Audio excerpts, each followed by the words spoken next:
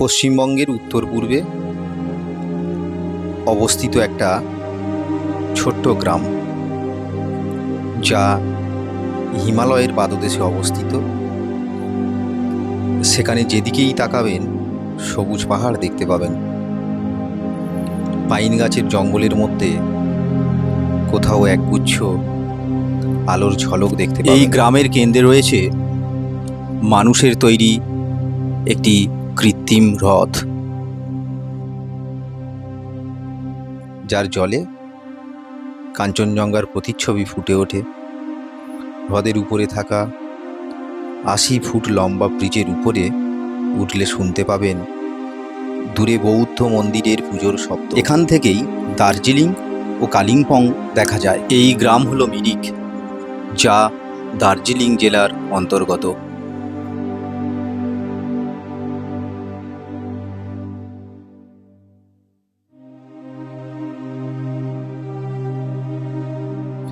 আর এখানের পরিবেশ এমন শান্ত পরিবেশ, দেখলে আপনার মনও শান্ত হয়ে উঠবে। তারপর যদি আপনি কোনো হোটেল বা হোমস্টেতে নিজে রান্না করার সুযোগ পান, তাহলে তো খুব ভালোই লাগবে। এখানে থাকা হোমস্টেগুলি আপনাকে রান্না করার সুযোগ করে দেবে। এখানকার মানুষজনের জীবনযাত্রা এত সরল, সাধারণ, সবার সঙ্গে এরা মিলেমিশে এক হয়ে যায়। লেকের ধারে পায়রার দল উড়ে এসে আপনাকে তাদের নিজেদের পাড়ায় স্বাগত জানাবে।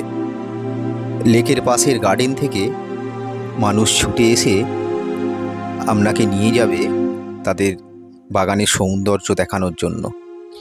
এখানের দোকানগুলিতে নেপাল থেকে আসা নিত্য নতুন জিনিস আপনার নজর কেড়ে নেবে। জলের উপরে ইন্দ্রাণী ফুলের ছায়া আপনাকে বাধ্য করবে তার দিকে তাকিয়ে থাকতে। এই ইন্দ্রাণী ফুল সুমেন্দু লেকের উপরে অবস্থিত, যার দৈর্ঘ্য প্রায় ১.25 কিলোমিটার। এই হ্রদটি প্রাকৃতিক নয়, কৃত্রিমভাবে তৈরি, যা পর্যটকদের মূল আকর্ষণ। লেকের উপর তৈরি এই ইন্দ্রাণী পুল বা সেতু জুড়েছে পাইন ও ধুপি বনের জঙ্গল ও শহরকে। हम अब 10 में 10th क्लास बोर्ड एग्जाम होगा। दूसरे साल 12th बीएससी और आईसीएससी। वो ICSE है। आईसीएससी पढ़ाता हूँ। कौन सा सब्जेक्ट? Math science. अच्छा नहीं लगता है? शेयर डिविडेंड है, आज शेयर एंड डिविडेंड 10th में है ना। Good luck. बाय कहाँ पे है? उधर पे घूम के जाना पड़ेगा। हाँ ठीक है, बाय बाय बाय।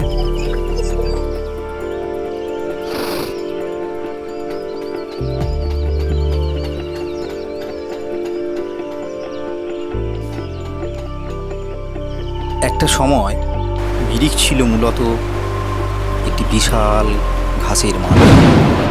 স্থানীয় লেপচা ভাষায় মির ইয়ক এই শব্দের অর্থ আগুনে পুড়ে যাওয়া স্থান।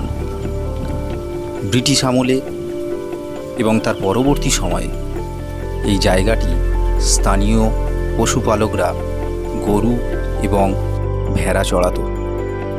তখন সেখানে কোনো লেকের অস্তিত্বই ছিল না।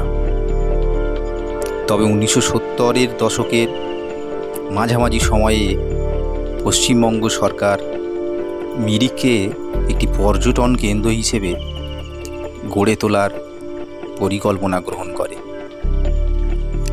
তখন পর্যটন বিভাগের লক্ষ্য ছিল এই নির্জন পাহাড়কে কাজে লাগিয়ে পর্যটকদের জন্য একটা আকর্ষণীয় জায়গা তৈরি করা।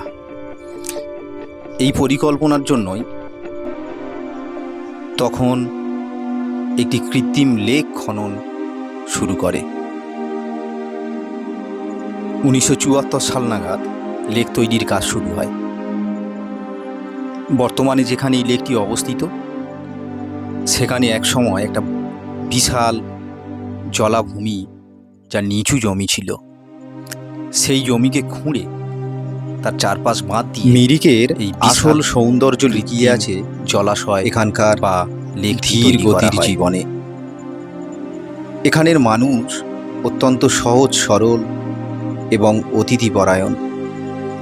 লেকের ধারের ছোট ছোট দোকান থেকে গরম মোমো আর এক কাপ চা হাতে নিয়ে পাহাড়ি গ্রামের পরিবেশ উপভোগ করার উপলব্ধি আলাদা।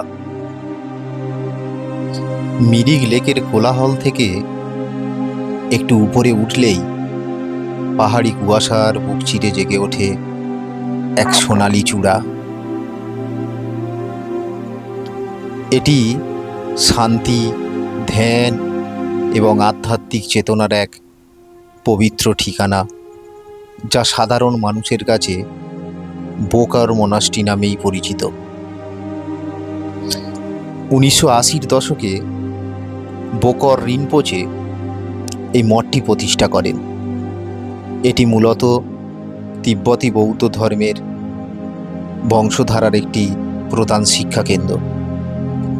শুরুর দিকে এটি একটি ছোট সাধনা কেন্দ্র থাকলেও আজ এটি বিশ্বের বিভিন্ন প্রান্তের বৌদ্ধ ভিক্ষু এবং জ্ঞান পিপাসুদের অন্যতম প্রধান গন্তব্য। आप लोगों का जहाँ पे होम था की बाड़ी वो तो जी सिक्किम से आते सिक्किम से, और लोग हैं।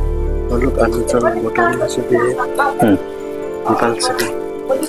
कहाँ है? सिक्किम पे है। सिक्किम पे है। आप इधर पे सेटल हो गए? नहीं पूरा सेटल मीन्स पूरा रे पूजा पाठ का नेक्स्ट आप क्या करेगा? इसमें इधर ये होता है बुकलावन होता है, पूजा पाठ करते हैं। उधर पे होता है। हाँ, ठीक है, थैंक यू।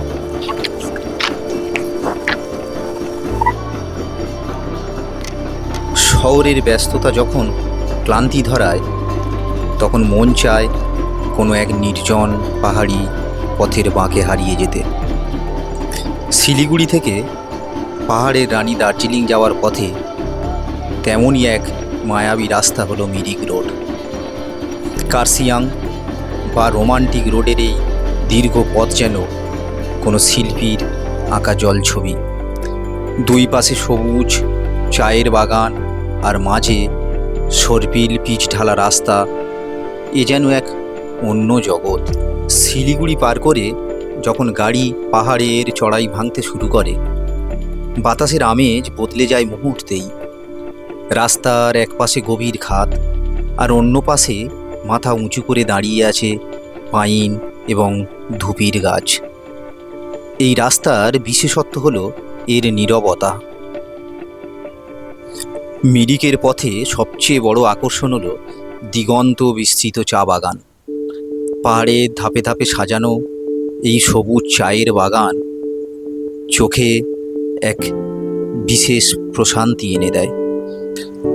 রোদে ঝিলমিল করা সবুজ পাতাগুলো যখন বাতাসে দোলে, তখন মনে হয় পাহাড় যেন হাসছে। পাইনের বন, চা বাগানের সতেজ গন্ধ আর কমলা লেবুর বাগান, সব মিলিয়ে মিরিক রোড শুধু একটি রাস্তা নয়, এটি একটি অনুভূতি। যদি আপনি প্রকৃতির খুব কাছে গিয়ে নিজের অস্তিত্বকে খুঁজে পেতে চান, তবে এই পাহাড়ি পথ আপনার অপেক্ষায় বসে আছে।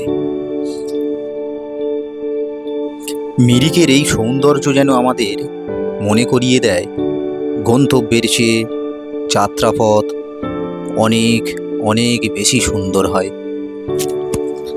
পাহাড়ের কোল ঘেঁষে যখন আমরা ক্রমশ উপরের দিকে উঠি, মেঘেরা আমাদের সঙ্গী হতে শুরু করে।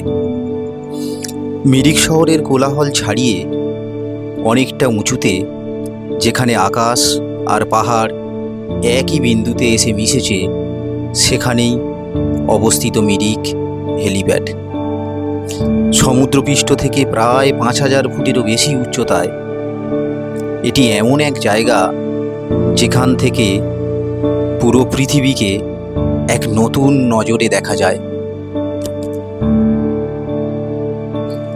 এই হেলিপ্যাডের বিশাল ফাঁকা জায়গাটিতে দাঁড়িয়ে যখন কনকনে ঠান্ডা বাতাস গা ছুঁয়ে যায়, তখন মনে হয় সময় যেন থমকে দাঁড়িয়ে আছে।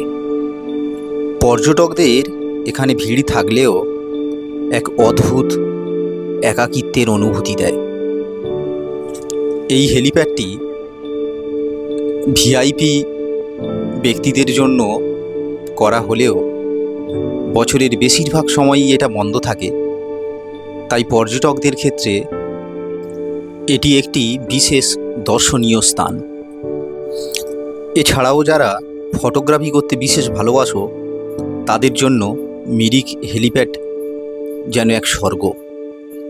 লেন্সের ওপারে ধরা পড়ে পাহাড়ের স্তরে স্তরে জমে থাকা মেঘ আর দিগন্ত বিস্তৃত আকাশ। যারা পাহাড়ের শান্ত রূপ ভালোবাসেন, যারা পাহাড়ের বিশালতাকে অনুভব করতে চান, তাদের কাছে মিরিক হেলিপ্যাড এক অবিচ্ছেদ্য গন্তব্য। পাহাড়ের এই মৌনতা আর আকাশের এই ঘনিষ্ঠতা বুকে নিয়ে যখন আপনি নিচে ফিরে যাবেন, আপনার মনে হবে আপনি আকাশের খুব কাছ থেকে ফিরে এলেন।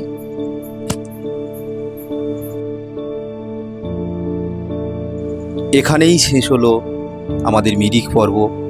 দেখা হচ্ছে আবার কোনো এক নতুন পর্বে।